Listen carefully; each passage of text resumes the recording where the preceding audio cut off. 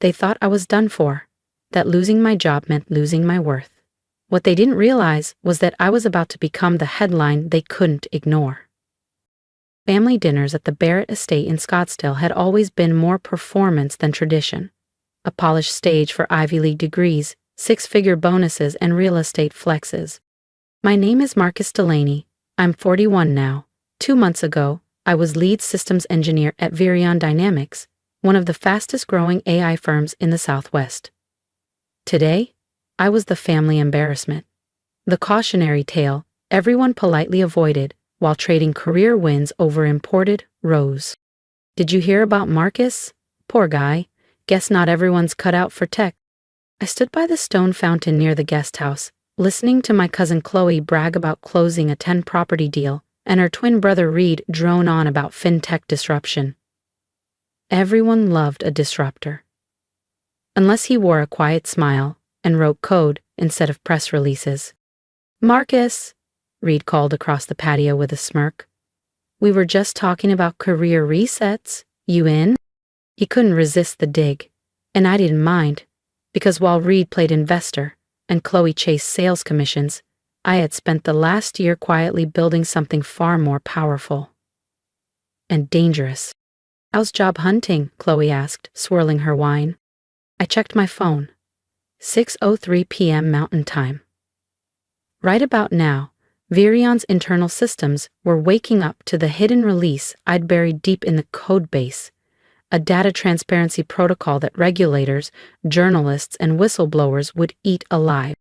"You know," Reed said, "real success is about vision." I smiled. Exactly, and the world was about to see mine in every headline. Let them laugh. The code was already running. All eyes turned, waiting for the so-called family failure to crack. I glanced at my phone again. 6:04 p.m. Let me tell you what really happened at Vireon Dynamics. 4 years ago, I started a personal project. Not some flashy app or fintech gimmick, but an adaptive AI security system built to detect, counter, and evolve against cyber threats in real time. I named it Argus. While my colleagues obsessed over minimalist dashboards and VC-pleasing demos, I worked in silence. Brick by brick, algorithm by algorithm, I built something alive. An AI that could learn from attacks, outmaneuver intrusions, and protect networks like no other. But I wasn't foolish.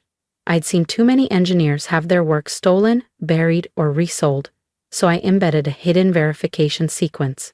A digital signature, dormant unless very specific conditions were met. 2 months ago, Vireon's new CEO, Max Dresden, called me into his corner office. "Marcus," he sighed, not even looking up, "we're shifting direction. The board wants lifestyle AI, not defense-grade systems. Your project is done." I tried to explain. He cut me off. "We've already sold the code to a private buyer, and we're letting you go." I signed the paperwork, let them think they won. What Max didn't know was that Argus wasn't finished. It was just waiting. And tonight, right as their systems ran a scheduled update, Argus would wake and announce its true creator. "You should have gone into sales, Marcus," Reed sneered from the patio, grinning like he'd won something. I smirked, just as my phone vibrated. Breaking. Former Vireon engineer tied to revolutionary AI exposed.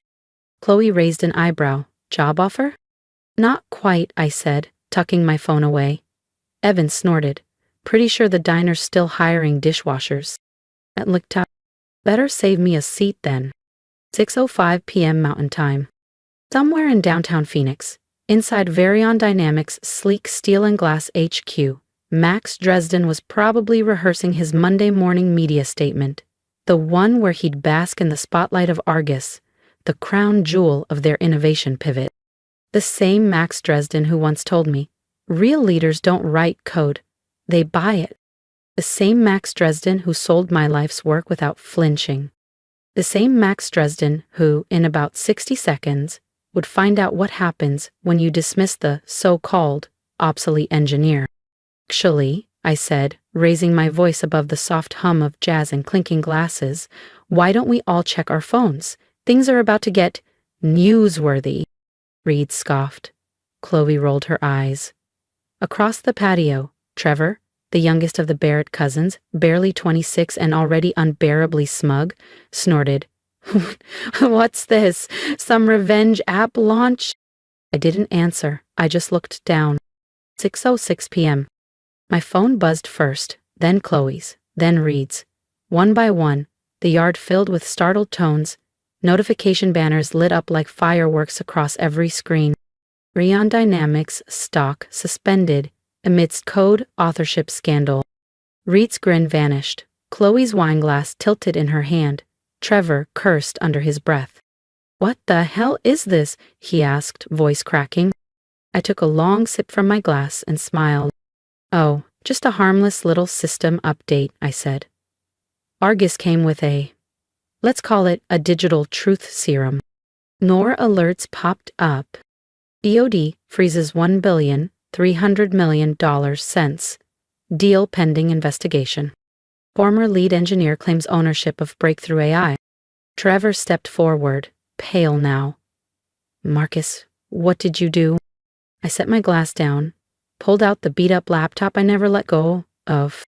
Want a demo? I asked. You all love demos, right? They leaned in, silent.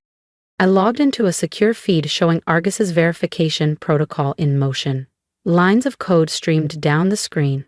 Timestamps, cryptographic markers, digital footprints, all tracing the AI's core framework directly back to me. 5 years, 2 months, 19 days, every line of logic, every sleepless night. All of it. Mine. I kept my tone steady, even as adrenaline surged. That's how long I spent building Argus. 5 years. Nights, weekends, holidays, while Max Dresden and his so-called visionaries strutted across stages, sipping cocktails at innovation summits, bragging about tech they didn't even understand. Across the patio, Aunt Helen rose, and Chloe's mother gasped as her phone buzzed again. Vireon Dynamics under federal scrutiny for AI ownership fraud. But they fired you, Trevor stammered, his earlier arrogance melting. Didn't they own everything you did? I turned my laptop toward them and pulled up a second window. Actually, no. I opened an email thread. Max Dresden's breezy approval to experiment with prototype code on their sandbox server. Dated, signed, stamped. You see, Argus was never a Vireon initiative. I built it on my own time, on my own machines. The only reason it ever touched their system was because I asked, and he signed off. When they sold it to the defense sector without attribution, they activated the trigger, a passive watchdog that recorded every shady move, every edit, every leak, and waited for the right moment to speak. Reed leaned closer, his bravado gone, replaced with dawning dread. So that billion-dollar contract? Built on stolen tech, I confirmed. Max Dresden pitched a system he didn't build, didn't understand, and now? I held up my phone. Incoming call, Max Dresden. I declined. But that's not even the best part, I said, tapping one last time. A window opened, a folder labeled Legal Documentation. Inside, 17 patent certificates, all officially filed under my name, each one covering the core mechanics of Argus. Chloe's real estate polish faded, but Jessica's legal brain snapped to life. Wait, you mean Vireon doesn't actually own any of it? I nodded slowly. Every algorithm, every self-healing firewall, every adaptive learning layer they pitched to the Department of Defense, it's all mine. And thanks to Max Dresden's arrogance and public lies, proving intellectual theft? A legal walk in the park. Trevor was still scrolling furiously, his mouth parted slightly. Dude, their stock's gonna crash the second the markets open. Probably, I said, taking another sip from my glass. Turns out fraud's not a great business model. More phones buzzed. Across the patio, the sound of unraveling reputations was unmistakable. Relatives paced, whispered, tried to hide their screens, but the damage was already done. Why wait? Reed finally managed to ask. Why wait this long? Why let them fire you if you had the upper hand? I thought about all the developers who were quietly erased, The engineers whose names were never in the press releases. Because, I said calmly, justice deserves an audience, and some people only learn when they lose everything they never actually built. My phone buzzed again. A new message preview lit up. From Sarah Martinez, CEO, Oracle. Subject, Argus. Impressive integrity layer. Let's discuss over dinner next week. I tilted my screen so Reed and Chloe could see it. Apparently, I said with a small grin, my guest coding skills still have a market. The sun dipped lower behind my aunt's sculpted hedges, draping the backyard in gold and silence. And somewhere in downtown Phoenix, Max Dresden was likely staring into the wreckage of his empire, wondering how it all slipped away. Tomorrow would bring headlines, lawsuits, subpoenas. But tonight belonged to the truth. I stood beneath the amber glow of patio lanterns, watching the expressions on my family's faces shift. It was like a slow-motion domino effect, one by one, the truth finally registering. That real value doesn't come from LinkedIn posts, leased Teslas, or inflated startup valuations.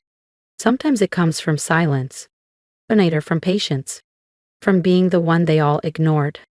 Sometimes it comes from writing code so elegant, so unbreakable, it didn't need applause, just timing. Reed's phone rang, probably a panicked LP. Chloe was furiously thumbing through contacts, already in damage control mode. Trevor just stood there, slack-jawed, the shiny world he idolized cracking in real time. I glanced at my watch. 6:30 p.m. Argus had done its job. The truth was out, and across Phoenix's glowing skyline, a very expensive lesson about underestimating builders, the quiet ones, had officially begun. 1 month later, I sat in Oracle's headquarters in Redwood Shores. Sarah Martinez stood confidently at the front of a sunlit boardroom, wrapping up her presentation. On the screen behind her, Argus was live, monitoring Oracle's global network, fending off real-time attacks with seamless efficiency. In just 4 weeks, Sarah said, Argus has neutralized over 3,200 threats, adapted to 19 new attack vectors, and reduced our response window by 87%. The room of skeptical execs was now leaning in, intrigued. You developed this entirely on your own? One board member asked. I nodded. Nights. Weekends. My machines. My capital. Not a single line of code belongs to Vireon. Vireon only gave me access to test servers, I added, pulling up the signed approval. And that came with full IP protection, on record. Respect followed, finally, on my terms. It was the same testing environment that had allowed me to fine-tune Argus's authentication core, the very system that exposed Max Dresden's theft to the world. Well then, Sarah Martinez said, smiling across the Oracle boardroom, I think we're all in agreement. Shall we make it official? The board vote was unanimous. By that evening, the news would hit every major outlet. Oracle secures exclusive rights to Argus for $4,200,000,000. And me? I'd be stepping in as Chief Technology Officer, overseeing Argus's global rollout, the same platform they once dismissed as too niche. My phone had been buzzing non-stop since the scandal broke. Journalists wanted interviews. Cybersecurity panels wanted keynote speakers. Congressional committees were requesting testimony on tech ownership fraud. But the messages that mattered most came from other developers. Hundreds of them. Tales of erased names, stolen patents, 20-hour coding days ending in someone else's press release. Argus had grown into more than a platform. It had become a movement, a quiet rebellion against a system built on silencing builders. As I stepped out of Oracle's San Francisco campus, my phone rang. I paused. Familiar number. Hey, Reed, I answered. His voice was low, tight. Marcus, I need your help. After the Vireon fallout, Reed's venture capital firm was under a microscope. Investors were pulling out. His portfolio companies were collapsing. Developers were quitting in protest. They're leaving, he said. My team, my funding, everything. I didn't get it. Didn't get what? The real innovation doesn't come from taking credit, it comes from actually building, from respect. I thought of the engineers buried under NDAs, the ones who'd messaged me in the dark. I exhaled and gave a small nod to myself. Send me their names, I said. Oracle's scaling fast. We need developers who understand code and integrity. That evening, I drove past Vireon Dynamics' once imposing campus. The lights were mostly out. The lobby sign had already been removed. Bankruptcy filings were underway. Investigations loomed. In the parking lot, a figure waved from under a street lamp. Leo Tran, a junior developer who had quietly stood by me during the chaos. Mr. Delaney, he called, grinning. Or should I say, Mr. CTO? I chuckled. Marcus is fine. And you? I asked, genuinely curious. Honestly, Leo said, his smile wide, never better. After Argus exposed Dresden, a bunch of us started talking, organizing. We've been documenting everything, every stolen commit, every misattributed innovation. He pulled out his phone and showed me a sleek new site. Developers from across the industry were uploading their stories. Names, timelines, code snippets, all crowdsourced and timestamped. We're calling it the Argus Pact, he said proudly, a framework for protecting developer rights.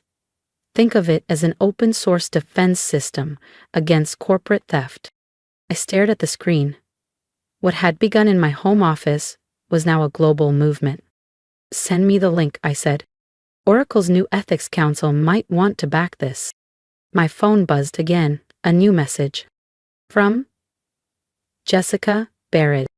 After the Vireon meltdown, Google had launched a sweeping review into code attribution across all divisions. Jessica, once the rising legal star, had been asked to step down, pending investigation into misrepresentation on several past deals. The silence that followed felt different now. Not emptiness, but justice, finally catching up. And for the first time in a long time, I allowed myself to smile without restraint. I get it now, her message read. Why you stayed in engineering instead of chasing titles. Real power doesn't come from taking credit. It comes from building something that lasts. I leaned back in my chair, staring at the old laptop on my desk, the same battered machine where Argus first came alive. Across continents, Argus now protected critical infrastructure, intercepted thousands of cyber attacks, and quietly safeguarded entire economies from collapse. But that wasn't its greatest impact. The real legacy? It was the awakening it ignited, stronger IP protections, mandatory attribution protocols, and a growing developer rights movement demanding justice for those who actually built the digital future. My phone buzzed again. A message from Trevor, the same cousin who'd once cracked jokes about my career reset by the koi pond. Signed up for coding bootcamp. Starting next week, he wrote. Do you think you'd mentor me? I want to learn how to build something real. I smiled. I'd walked the long road, from overlooked programmer to industry transformer, and I knew exactly where he needed to begin. Lesson 1, I replied. Success isn't about who talks the loudest. It's about who puts in the work and protects what they create. Outside, the Phoenix skyline shimmered in the distance. Tomorrow, I'd walk into Oracle headquarters as their new chief technology officer. Next week, I'd testify before Congress on digital ownership and innovation ethics. And tonight, I opened a new blank file. A fresh project, a new challenge. Because the real power in tech doesn't come from headlines, job titles, or billion-dollar deals. It comes from the people willing to stay up late, solve the problems no one else wants to face, and write the code that holds everything together. Every function, every loop, every line.